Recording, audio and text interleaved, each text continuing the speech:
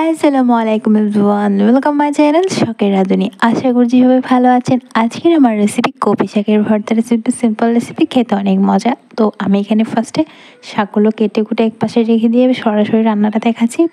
একটা প্যানের মধ্যে দিয়ে দিব তেল, দিয়ে দিব আস্ত জিরা, রসুন, পেঁয়াজ, কাঁচামরিচ, শুকনো মরিচ সব কিছু খুব ভালো করে একদম ভাজা ভাজা করে নিব। কালারটা চেঞ্জ হয়ে আসা অবধি, মানে এরকম ব্রাউন কালার আসলে তখন দিয়ে দিব শাক। এরপরে দিয়ে দিব স্বাদ অনুযায়ী লবণ আর খুব সামান্য একটু চিনি। বেসিক যেভাবে আমরা শাকটা রান্না করি ঠিক ওইভাবে আমরা শাকটা রান্না করে নেব। কাঁচা শাকের ভর্তাটাও আমি আপনাদের জন্য নিয়ে আসবো, তবে এইভাবে শাক রান্না করলে আমার কাছে আরও বেশি মজা লাগে।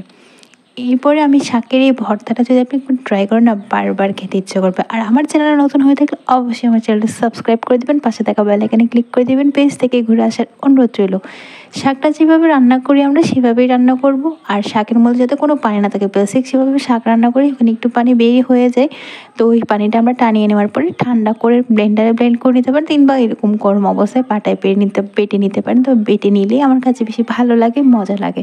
এরপর সরিষার তেল দিয়ে পরিবেশন করুন মজাদার এই ভর্তা রেসিপিটা।